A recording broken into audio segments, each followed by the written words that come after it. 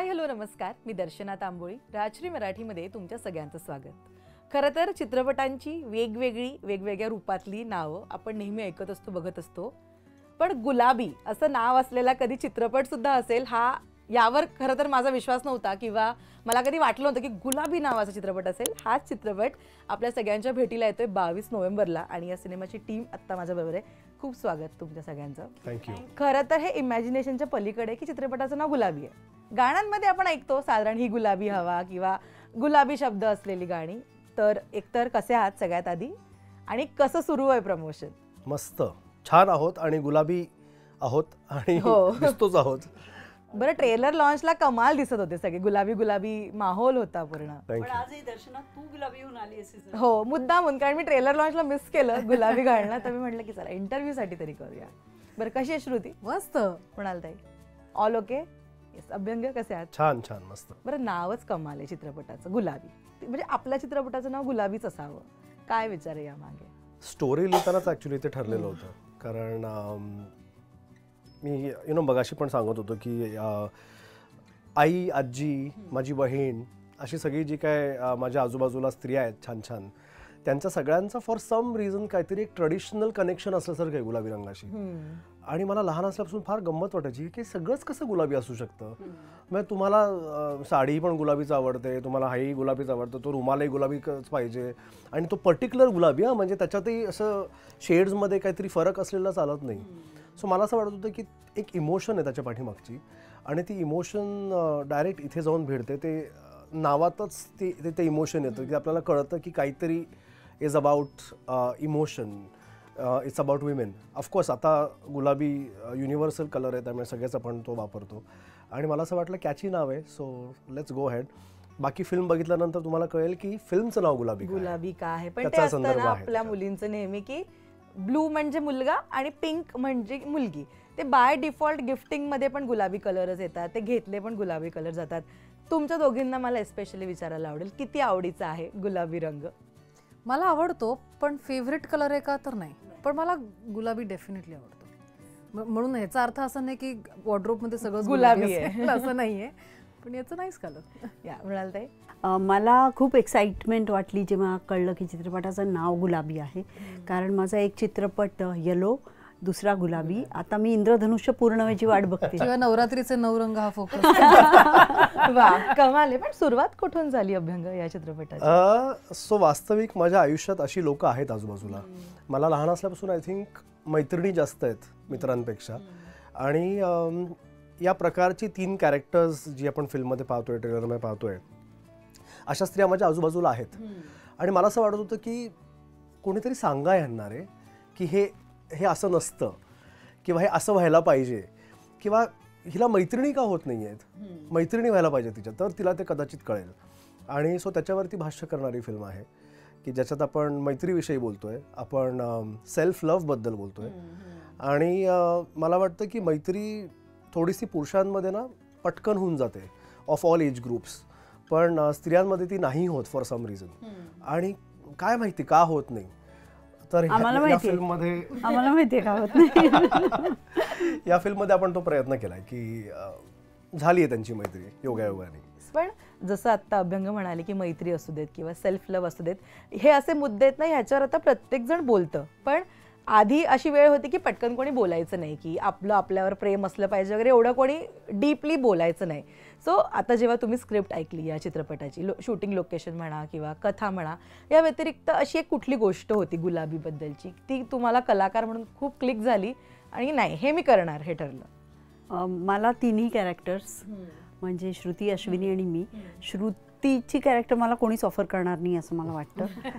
म्हणजे केली तर फार मजा येईल, पण नाही करणार. अश्विनीची कॅरेक्टर मला दिली असती तर मी कदाचित हो नसते म्हटले, कारण इट इज म्हणजे अशा कॅरेक्टर्स मी केलेल्या पण आहेत आणि त्याच्यात माझ्यासाठी काही चॅलेंज नव्हतं. पण जी माझी कॅरेक्टर आहे मधुरा, ती मला इतकी गमतीशीर आणि अट्रॅक्टिव्ह वाटली की असं वाटलं की अशा स्त्रीचं प्रतिनिधित्व करणं हे फार छान आहे. कारण जसं तुम्ही आत्ता म्हटलात की जगायलाच आयुष्य विसरलेल्या बायका असतात की इतकी जबाबदारी कळतंय की ही जबाबदारी आपल्याला जास्त होतीये, पण ती टाळूही शकत नाही आणि ती पार पाडायचाही कंटाळा येतो आणि मग असं वाटतं की कुठेतरी पळून जावं असं वाटणाऱ्या स्त्रीचं हे रूप मला फार इंटरेस्टिंग वाटलं आणि मी अभ्यंगच्या परवानगीने थोडीशी त्याच्यात गंमत आणण्याचा प्रयत्न केला आहे. त्यामुळे माझ्यासाठी सुद्धा हे चॅलेंज होतं की थोडंसं विनोद, थोडंसं कडवट विनोद येईल पण तरी खूप हसू येईल अशा पद्धतीने कॅरेक्टर मी रंगवू शकले. श्रुती, काय क्लिक झालं तुला? मी ॲक्च्युली स्क्रिप्ट वाचताना ना एकीकडे स्क्रिप्ट वाचत होते, रियाचं कॅरेक्टर वाचत होते आणि दुसरीकडे ना मीच त्या कॅरेक्टरवर कमेंट्स करत होते. म्हणजे फॉर एक्झाम्पल, रिया अशी वागतेस तू, अशी अशी कशी वागतेस? मग वाचते आता बरोबर केलंस ना तू, आता पटलं तुला नाही म्हणून केलंस. सो मला असं वाटलं की हे खूप जणांना रिलेट होईल, माझंच असं नाही पण इव्हन मृणालताईचं कॅरेक्टर आणि अश्विनीताईचं कॅरेक्टर, खूप वेगवेगळ्या इमोशन्सच्या बायका आपल्याकडे आहेत. आणि there is no right or wrong, it is only about how you handle it. म्हणजे प्रत्येकाला धाडसी असण्याचं गरज नाही, प्रत्येकाला चिडायची गरज नाही, पण तुम्ही तुमचा प्रॉब्लेम समजून तो कसा हँडल करून सॉल्व्ह करताय आणि त्याच्यामध्ये मित्रमैत्रिणी आजूबाजूला जे आहेत ते तुम्हाला किती मदत करतायत इज व्हेरी इम्पॉर्टंट. पण सिमिलॅरिटी आहे काय श्रुती आणि रियामध्ये? डेफिनेटली. मी तर खूप सेम, एकदम सेम, 100% सेम नाहीये, पण मी आधी हा किस्सा सांगितला पण आता इथे इन्स्पायर्ड फ्रॉम रिअल लाईफ आहे. मला अभ्यंगनी जेव्हा पहिल्यांदा फोन केला तेव्हा सांगितलं की अशी फिल्म करतोय मी आणि रियाचं कॅरेक्टरसाठी तुझा विचार, तुला ऑप्शनच नाही म्हणायचं, तुला करायचंच आहे. तुम्ही म्हटलं अरे कॅरेक्टर तरी सांगतो. तो म्हटलं जस्ट बी नॅचरली, तू जशी आहे तशीच आहेस, तू जशी आहे तसंच तुला वागायचं फिल्म मध्ये. म्हटलं अरे वा, सोपं केलंस माझं काम तो. पण yes, there are some similarities की रोखठोक बोलणारी आहे किंवा स्वतःचं मत मांडणारी आहे, पण किंवा हळवी आहे दाखवत नाही पण ऍक्च्युली आहे.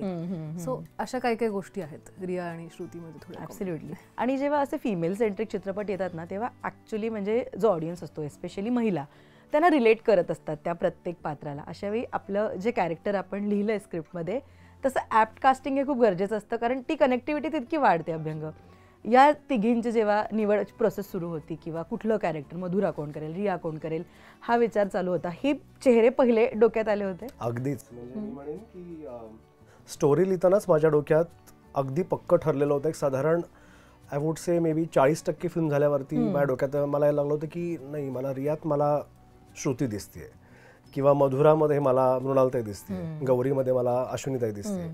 आणि या दोघी खूप जुन्या मैत्रिणीत आम्ही बऱ्यापैकी कामही केलं एकत्र.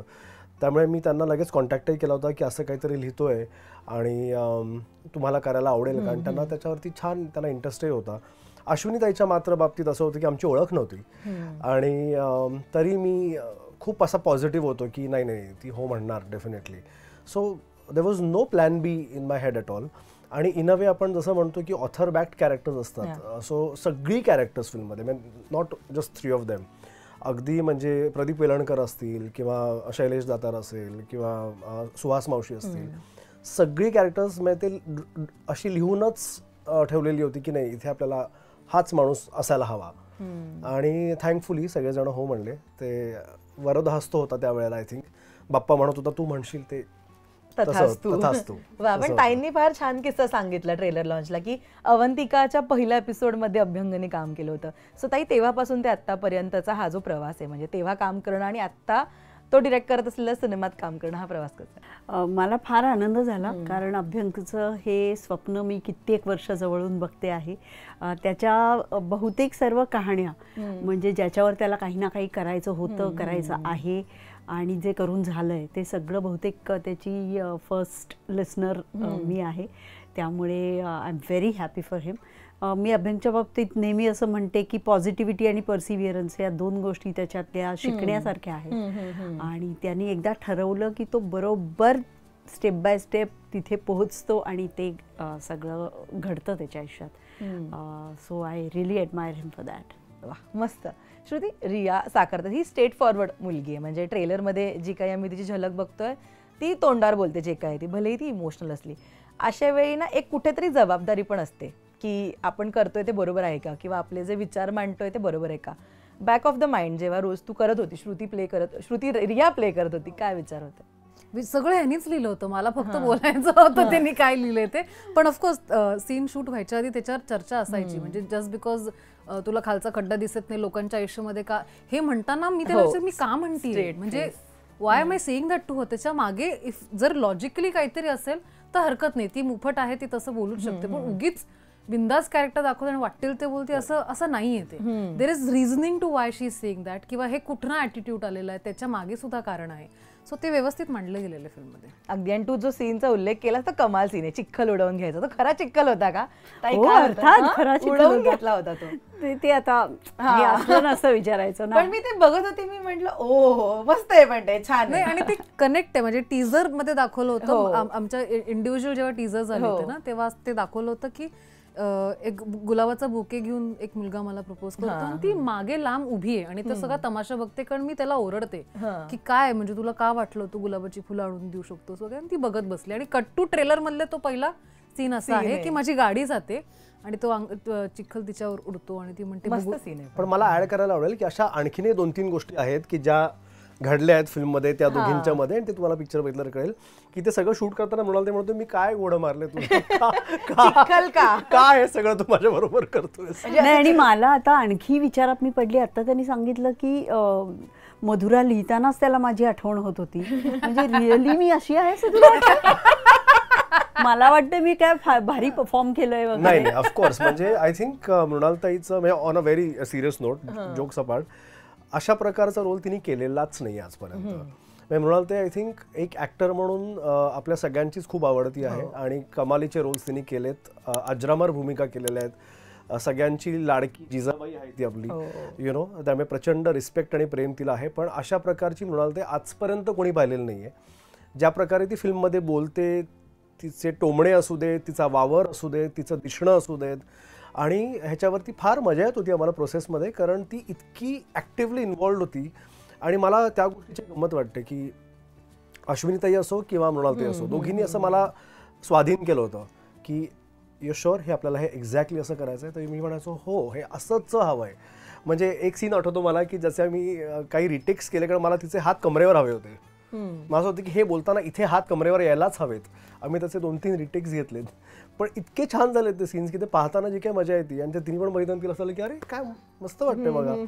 आणि त्या रोलसाठी तीच हवी होती ॲप्टली, कारण मला माहीत होतं की कारण त्या रोलला ना प्रचंड ग्राफ आहे आणि खूप लेयर्स आहेत. ते तुम्हाला फिल्म बघितल्यावरती कळेल की प्रत्येक तिघी जणी की त्या अशा का आहेत आणि काय घडलंय, काय घडतंय, तो एक कमालीचा. आणि मग ते फुलून कसं त्यांचं गुलाब होणार आहे ते. बट ते छान आहे, आजकालच्या मुली आणि काल परवाच्या मुली, मस्त गोष्ट आहे ती, खरंच छान आहे. ते वापरीन मी आता जोकमध्ये कुठेतरी. पण आता ऑब्व्हियसली अभ्यंग अनेकांनी प्रश्न विचारला असेल, जयपूरच का?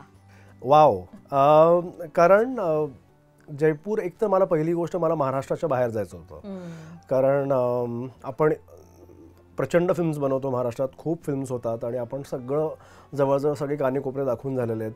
जयपूर एक कारण असं होतं की आजपर्यंत कुठलीच मराठी फिल्म राजस्थानमध्ये शूट झालेली नाही, की ज्याचं मला फार आश्चर्य वाटलं, ज्याच्यामध्ये आपण ट्रॅव्हलिंग किंवा असं काय काय दाखवतो, कधी झालेलं नाही आहे. दुसरं दिग्दर्शकाच्या दृष्टिकोनातून म्हणून सांगतो की जयपूरबद्दल एक आर्किटेक्चरल ब्युटी आहे, म्हणजे खूप सुंदर आहे दिसायला, पण आतमध्ये एक थोडासा पोकळपणा आहे त्याला. कारण आता ते सगळे राजवाडे 5 स्टार हॉटेल्स झालेले आहेत, त्यांच्यातली भांडणं, पॉलिटिक्स आणि वेगळ्या वेगळ्या गोष्टींमुळे छान केलेत त्यांनी, खूप छान त्याचं जतन वगैरे खूप सुंदर पद्धतीने केलेलं आहे. पण एक वृक्षपणा आहे, एक पोकळपणा आहे, आणि तो पोकळपणा माझ्या कॅरेक्टर्समध्ये आहे की त्यांना जर तुम्ही पाहाल तर असं वाटेल की अरे किती छान चाललंय हिचं, हिला कशाची कमी आयुष्यात, पण तिच्या आतमध्ये आहे काहीतरी. आणि ती ब्युटी जी आहे ती फक्त राजस्थानमध्ये होती. So that is the reason Rajasthan. Okay, मस्त. सो तुमच्या दोघींसाठी हा प्रश्न आहे, आपापल्या भूमिका साकारताना सगळ्यात सोपी वाटलेली एक गोष्ट सांगा आणि जरा डिफिकल्ट वाटलेली एक गोष्ट सांगा. काय होतं? माझ्यासाठी डिफिकल्ट वाटणारी गोष्ट म्हणजे इतकं बोचरं मी आयुष्यात कोणालाच बोलले कधीच नाहीये किंवा म्हणजे ट्रेलरमध्ये तू बघतेस "ए, डोळे फुटलेत का हो, तुझे?" हो. या सुरातही मी कधी कोणाशी बोललेली नाही. So that was very very difficult for me. आणि easy was the friendship scenes. Not easy but I really enjoyed. कारण मी खरोखरच स्वतःला एक वेगळ्या पद्धतीने पोर्ट्रे केलं या फिल्ममध्ये. त्यामुळे मला सुद्धा मी शॉर्ट झाला की जाऊन बघायची की मजा आली. सो आय होप लोकांना पण मजा येईल. श्रुती? डिफिकल्ट होतं टू मेंटेन द एनर्जी, कारण Riya is a high energy character आणि सतत तिचं काहीतरी म्हणणं असतं आणि लाऊड असतं म्हणणं तिचं. त्यामुळे ते मेंटेन करणं, ती एनर्जी मेंटेन करणं वॉज डिफिकल्ट. स्पेशली संध्याकाळ झाल्यानंतर जेव्हा हाय एनर्जी सीन्स असायचे तेव्हा ते थोडं अवघड असायचं. आणि सोपं सरप्रायझिंगली या दोघींबरोबरची मैत्री वॉज व्हेरी सिम्पल. म्हणजे ओ सरप्रायझिंगली म्हणजे मला जे आधी वाटलं होतं की कदाचित या जेल होणारच नाही माझ्या सिनियर्स असून कट टू, आणि मला टेन्शन आलं. म्हणजे हे तिला पण, मृणाताईला पण सांगितलं आणि अश्विनी ताईला पण सांगितलं की आपले मैत्रीचे सीन आहेत ग, नाहीच पटलं एकमेकांबरोबर तर काय करणार. पण तसं नाही झालं. So I think that was म्हणून सरप्रायझिंग. तुम्ही शुअर होतात ना की या तिघींची मैत्री जमेलच? ऍब्सोल्युटली. मला इनफॅक्ट आठवतंय की मी नर्वस फक्त एक दिवशी होतो, जे आमचं फोटोशूट होतं. आमचा लुक डिसिजनचा एक फोटोशूट होतं. त्या दिवशी मात्र मी खूप नर्वस होतो की मला असं होतं की I just hope this go smooth. कारण 3 मुलं एकत्र काम करणं इज अ डिफरंट थिंग. 3 मुली आणि अशा दिसणाऱ्या 3 मुली.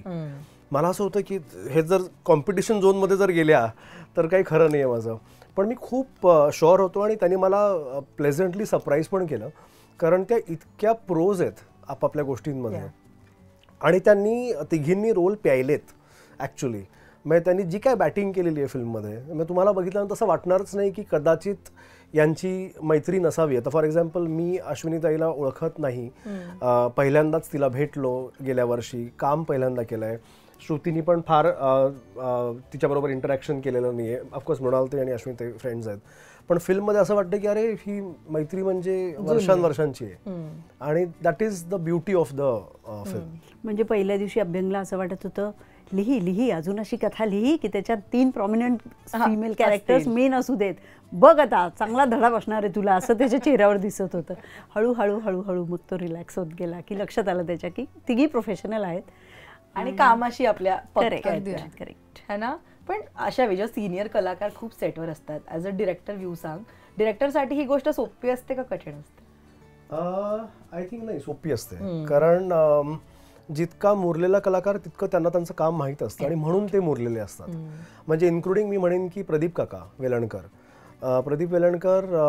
माझ्या एका कॉलवरती फिल्ममध्ये आले आणि जी काय त्यांनी मज्जा आणली आहे त्यांच्या कॅरेक्टरला सुद्धा, तर ती सिनियॉरिटी मला वाटतं दिसते कॅमेरासमोर. I think that's a very very important thing.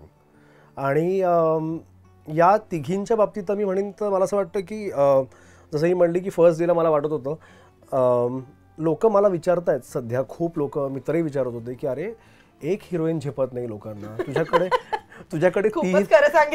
तुझ्याकडे 3 आहेत आणि त्याही अशा 3 आहेत, तर कसं झेपतंय तुला हे, आणि ती पहिल्या फिल्मला काय राहिलंय करायला वगैरे असं लोक विचारतात मला. तर मी म्हणलं की नाही आहे पण ते तसं. It's a pleasure and it's very easy, कारण they make your job very easy. आणि मी फार आय थिंक स्ट्रॉंग हेडेड आहे. मी खूप एक स्पेस देऊन त्याच्या पलीकडे जाऊन देत होतो की नाही हे आपल्याला हे असंच करायचं आहे, कारण माझ्या डोक्यात एक्झॅक्ट तयार होतं की कोण कसं वागतंय, काय बोलतंय वगैरे वगैरे. So I think that became easy. वा, मस्त. श्रुती, पण तुमच्या तिघींमधला गुलाबीच्या सेटवर म्हणूया किंवा कॅरेक्टरच्या बाबतीत म्हणूया, एक कॉमन फॅक्टर जो तुम्ही तिघींनी पण नोटीस केला तर तो कोणता आहे? तिघींच्या बाबतीतला एक कॉमन फॅक्टर. मला वाटतं मी फूडीज होतो, ते स्पेशली जयपूरच्या बाबतीत मला जाणवलं. सो ते होतं. आणि मी आणि मृणाल, ते अश्विनीताई पण मी आणि मृणाल ते जास्त ॲक्च्युली आम्हाला पटकन तयार व्हायला आवडतं. यू सेड इट की don't waste hair and makeup, अर्ध्या तासात झालं तर उत्तम, लगेच रोल करूया. सो आम्ही सतत चला रेडी होतो मी. म्हणजे अभ्यंगपेक्षा आम्हालाच घाई असायची, चला सुरू करूया, का थांबलोय आपण, असं आम्हीच विचारायचो सारखं. पण मुंबईच्या बाहेर म्हणजे राजस्थानमध्ये तुम्ही शूट केलंय, खरं तर ते बघायला असं फार छान वाटतं की अरे वा चला 20-30 दिवस राजस्थानमध्ये जाऊन राहायचं आणि मग शूट करायचं. पण ऍक्च्युली आउटडोर शूट हे सगळ्यात डिफिकल्ट असतं, राईट? तुमचा एक्सपिरियन्स कसा आहे या बाबतीत? लकीली आम्ही फेबमध्ये गेलो तेव्हा थंडी होती, खूप थंडी होती, म्हणून गुलाबी गुलाबी थंडी, pink city. It was nice, actually छान होतं. मला असं नाही वाटत, कारण मी दिग्दर्शित केलेले बहुतेक सगळे चित्रपट असे कुठेतरी जाऊनच शूट केलेले. ती अख्खा इंग्लंडमध्ये शूट केलाय, सहेलारे अख्खा एका किल्ल्यावर शूट केलाय. सो मला काही त्याचं काही विशेष नाही वाटलं, उलट मजाच येते जास्त. अभ्यंग? आय थिंक चॅलेंजेस कधी कधी वेदरचे असतात. म्हणजे फॉर एक्झाम्पल फिल्ममध्ये एक सिक्वेन्स की जो आम्ही डेझर्टमध्ये शूट केलेला आहे आणि आम्हाला असं वाटत होतं की ठीक आहे, फेब्रुवारी म्हणजे काय थंडी कमी झालेली असणार ना, आणि काय अशी अगदी थंडी असणार आहे. तर आम्ही लाईन प्रोड्युसर्सनी सांगितलं होतं की तुम्ही जरा स्वेटशर्ट्स वगैरे घेऊन या. अख्खं unit, I am telling you, आम्ही जयपूरला लँड झाला सगळेजण पहिले स्वेटर शॉपिंग करायला गेलो होतो. एवढी थंडी होती. अंडरएस्टिमेट केलं. आणि त्या डेझर्टच्या सीनच्या दिवशी, तर कारण ती सकाळी 6ची शिफ्ट होती, त्या दिवशी 7 टेम्परेचर होतं आणि अश्विनीताई त्या सीनमध्ये होती आणि आमची जी काय हालत झाली होती. म्हणजे आम्ही असे स्कार्स वगैरे बांधून आम्ही शूट करत होतो, पण ते फिल्ममध्ये जे काय धमाल दिसतीये ती कमालच आहे ऍक्च्युली. अश्विनीताई, आणि फेब्रुवारीमध्ये जयपूरमध्ये पाऊस पडला. हो, म्हणजे हे आधी गेले होते, मी नंतर जॉईन झाले आणि मी जॉईन झाले आणि आता काहीतरी 1-2 शॉट्स घ्यायचे असं सांगितलं आणि पाऊसच पडत होता फेब्रुवारीत. अश्विनीताईंचं कॅरेक्टर नेमकं कसं आहे, काय धमाल आहे ती? अश्विनीताईचं कॅरेक्टरचं नाव आहे गौरी आणि ती एक डॉक्टर आहे आणि जी अत्यंत हॅपीली मॅरिड आहे. तिला एका अतिशय सक्सेसफुल डॉक्टरची ती बायको आहे आणि तिला मुलगी आहे 20 वर्षाची. आणि सगळ्या नवऱ्याच्या यशात, स्वतःचं करिअर, घर, याच्यामध्ये ती कुठेतरी स्वतःला विसरली आहे. आणि काय विसरली आहे तर ते अर्थात फिल्म बघितल्यानंतर कळेल. पण आणि तिला ते कदाचित आवडतं आहे की स्वतःला सेकंडरी ठेवणं, की जशा मला असं वाटतं आपल्या आजूबाजूला खूप मी अशी लोकं पाहतो की ज्यांना स्वतःची फॅमिली, करिअर यालाच सेंटर ऑफ द युनिव्हर्स करायला आवडतं आणि स्वतः बॅकफूटवरच राहायचं. आणि मग ते नसेलही मनात, पण त्यांची ध्यानी येत नाही की चुकतंय आपलं काहीतरी, याच्यामध्ये आपण मागेच राहतोय कुठेतरी. सो ते कॅरेक्टर तिचं आहे. पण ॲट द सेम टाइम ती एक मैत्रीण म्हणून अशी आहे की जी प्रत्येकाला हवीशी वाटते. I think everybody may feel की मला अशी एक मैत्रीण असायला पाहिजे की जी सगळ्यांना जोडायचा प्रयत्न करते, जी सगळ्यांवरती खूप प्रेम करते, भांडणं सोडवण्याचा प्रयत्न करते, अशा टाईपचं कॅरेक्टर. ओघामध्ये आपण स्वतःला सेकंडरी ट्रीटमेंट देऊ शकतो, पण तो एक ना कुठेतरी क्लिक व्हायचा पॉईंट यावा लागतो की आपल्याला असं कळतं की नाही यार, माझी हेल्थ किंवा मी प्रायोरिटी आहे स्वतःसाठी.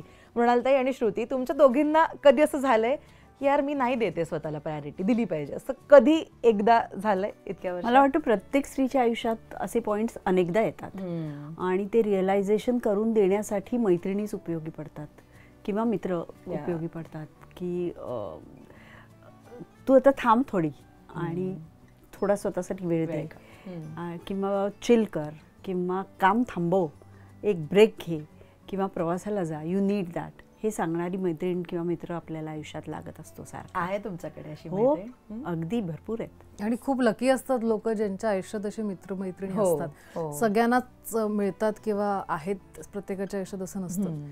तर जर असतील तर ते जपून ठेवलं पाहिजे. पण श्रुती, तुझ्याही लाईफमध्ये असा कधी पॉईंट होता की असं वाटलं की आपण सेकंडरी ट्रीटमेंट होते स्वतःला, आपल्याला स्वतःला प्रायोरिटीवर ठेवलं पाहिजे? प्रॉब्लेम काय होतो माहिती आहे का, की आपण स्वतःला काय काय गोष्टींमध्ये इतकं नेगेटिव्ह करून ठेवलेलं आहे ना की ते आपण सेकंडरी होतो हे आपल्याला खूप काळानंतर कळतं. हो, जे ऍक्च्युली त्याची सुरुवात खूप आधी झालेली असते आणि मग आजूबाजूची लोक जशी बोलायला लागतात, वागायला लागतात, त्याच्यानंतर कळतं की देयर इज समथिंग रॉंग आणि you need to address that. So again जसं मृणालताई म्हणाल की प्रत्येकाच्या आयुष्यात हे घडलेलं असतं, फक्त ते इट इज युअर लकी जर ते अगदी स्टार्टिंगला तुम्हाला जर कळलं आणि तुम्ही ते रेक्टिफाय केलं तर इट्स गुड. आणि हे एकदाच घडतं असं नाही, हे अनेकदा घडतं. मला तर वाटतं प्रत्येक वेळेला मी कोणती फिल्म डिरेक्ट केली ना की तो एक असा पॉइंट येतो की मी आता इतकी दमली आहे फिजिकली आणि सायकोलॉजिकली आणि इमोशनली की आता मला पळून जायचं सगळ्यापासून. आणि तेव्हा तो वेळ स्वतःला देणं, टू रिज्युएनेट, हे खूप आवश्यक असतं. त्याला कळतंय बघ आता. एक्झॅक्टली मी तेच बोलणार होती की कोणी कोणी इन्स्पायर केलंय हे असे सगळे मुद्दे चित्रपटात मांडण्यासाठी? आय थिंक समाज. जसं मी म्हणलं की माझ्या आजूबाजूला अशा मैत्रिणी आहेत, या 3 जणींनी जे कॅरेक्टर्स प्ले केले तशात खूप जणी माझ्या आजूबाजूला आहेत.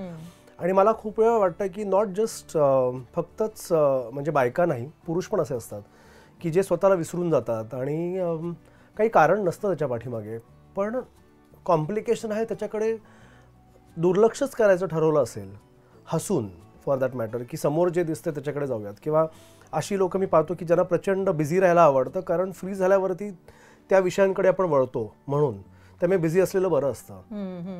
तर मला असं वाटतं कुठेतरी at some point of time आयुष्यात आपल्याला तो वेळ येतोच की आपल्याला असं वाटतं की नाही, आत्ता थांबून ते सोडवणं गरजेचं आहे. आणि जर ते मैत्रीच्या माध्यमातून झालं तर नथिंग लाईक इट. कारण एक मित्र सांगू शकतो की चुकतंय तुझं, किंवा तू मूर्ख आहेस, किंवा हे छान झालं आहे, आणि ते करण्याचा प्रयत्न केला आहे. वा, मस्त. पण आता गुलाबी हा चित्रपट तुम्ही तयार केला आहे, जयपूरमध्ये शूट झालं आहे, पण तरीसुद्धा गुलाबी इज इक्वल टू एक असा अनुभव किंवा एक असा किस्सा की गुलाबी या चित्रपटाचं नाव जरी ऐकलं तरी पहिले ती गोष्ट तुम्हाला आठवेल, ते काय? फिल्म मधली म्हणतेस तू? पडद्यामागची किंवा आपल्या ऑन स्क्रीन. अच्छा. की गुलाबी ऐकलं तरी तुला पहिले ती गोष्ट आठवेल? आमच्या तिघींचा एक यांच्या बेडरूममध्ये एक सीन आहे जयपूरमध्ये, जिथे ज्या हॉटेलमध्ये आम्ही राहत असतो त्या अश्विनी ताईच्या बेडरूम मधला का तुझ्या बेडरूम मधला तो सीन?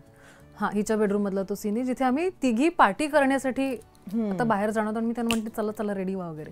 तो इतका सुंदर सीन आहे ना, इतका सुंदर, म्हणजे तो डिरेक्ट सुंदर केलेला आहे, तो एक्झिक्यूट सुंदर केलेला आहे, तो शूट सुंदर केलेला आहे, आणि ऑफकोर्स सगळ्यांचं कलेक्टिव्ह ऍक्टिंग त्याच्यामध्ये खूप छान झाली. सो माझ्यासाठी गुलाबी म्हटलं की मला तो सीन आठवतो. म्हणाल ताई?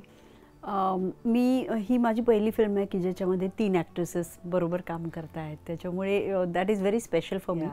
आणि आमच्या तिघींचं जेल होणं आणि असं घडू शकतं याच्यावर विश्वास ठेवणं, कारण रमा माधवमध्ये सुद्धा 4 मेन ॲक्ट्रेसेस होत्या, 5 होत्या खरं तर, पण ही मैत्रिणींची गोष्ट आहे.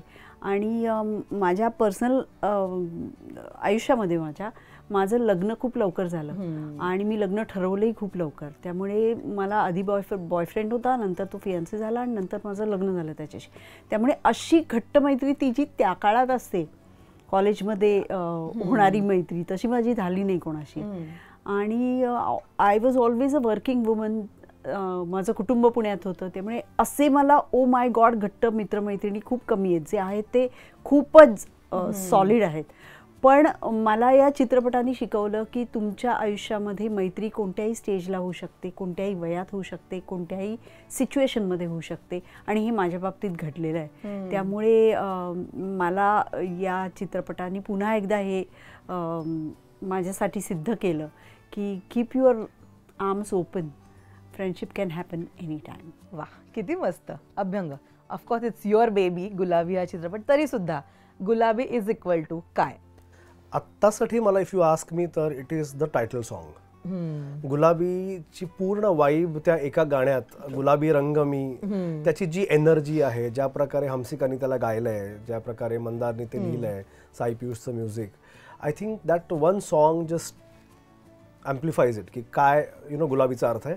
आणि दुसरं मला विचारशील तर आय थिंक 3 मैत्रिणी, तर जसे माझ्या आयुष्यात गुलाबी कॅरेक्टर्स खूप आहेत माझ्या फ्रेंड्समध्ये, किंवा आम्ही 3 जण मित्र आहोत, किंवा 2 मैत्रिणी आणि असं 3 जणांचा ग्रुप आहे, असे बरेच आहोत. सो 3 जणांची मैत्री हे माझ्यासाठी गुलाबी आहे असं म्हणूयात. खूप मस्त. आणि तयार झाला चित्रपट 22 तारखेला, 22 नोव्हेंबरला प्रेक्षकांच्या भेटीला येतोय. मला तुम्ही कारणं सांगायची आता, म्हणजे प्रेक्षक गेले थिएटरमध्ये चित्रपट पाहायला, आपल्याबरोबर बाहेर येताना काय घेऊन बाहेर पडतील, एक एक कारण सांगा. माझ्यासाठी जी लोक विसरली असतील की मैत्री किती महत्त्वाची असते आणि किती इम्पॉर्टंट असते, ते कदाचित ही फिल्म बघितल्यानंतर 1-2-4 फोन तर नक्कीच करतील की लेट्स जस्ट गेट बॅक. वा, रियुनियनचं खूप फॅड आहे सध्या, तर रियुनियन्स घडतील या चित्रपटानंतर असं मला वाटतं. किंवा कोणत्याही नवीन मित्राकडे किंवा मैत्रिणीकडे आपण जे एक जज करण्याच्या नजरेने बघतो ना, तसं न करता करून तर बघायला काय हरकत आहे. फ्रेंडशिप झाली टिकली व्हेरी गुड, नाही टिकली तर इट्स ओके. असा एक ॲटिट्यूड यायला पाहिजे जो हेल्दी ॲटिट्यूड आहे. कारण विशेषतः अभ्यंग म्हटला सुरुवातीला तसं बायका बायका जर भेटल्या एकमेकींना, चित्रपटात पण दाखवलंय, आम्ही खूप जज करतो एकमेकींना आधी आणि त्याच्यानंतर मात्र जी मैत्री होते. पण त्याच्यासाठी तुमचं मन तसं हवं. म्हणजे ती एक कविता आहे ना, चिवताई चिवताई दार उघड. म्हणजे ते दार उघडं असलं तर कोणीतरी डोकावेल ना. पण तुम्ही दारं बंदच ठेवली तर तुमची मैत्री होणं अशक्य आहे. आणि मैत्री फार सुंदर गोष्ट आहे. So let's not deny that. Abhyang. मला वाटतं पहिली गोष्ट सेल्फ लव्ह आणि सेल्फ ॲक्सेप्टन्स, या 2 गोष्टी आय थिंक खूप हाय आहेत गुलाबीमध्ये. कारण त्याच्यात मी एजिंगच्या विषयी पण बोललो आहे. अच्छा. मला असं वाटतं की आपण 15 वर्षाचे असतो तेव्हा आपल्याला 20 वर्षाची लोक मोठी वाटतात. 20 वर्षाचं झाल्यानंतर 15 वर्षाचं लहान वाटतं. मग 25 वर्षाचे मोठे वाटतात. आपण 30मध्ये असताना आपल्याला वाटतं 50मध्ये आयुष्य कसं असेल. 50च्या लोकांना वाटतं की 60मध्ये कसं असेल. पण मला असं वाटतं हे सगळं करायला आपल्याला जगावं लागतं आणि ते जगणं सुंदर असायला पाहिजे. तर ते आपण जेव्हा 100% आपण जेव्हा ते एन्जॉय करतो तेव्हा आपण म्हातारे होतो.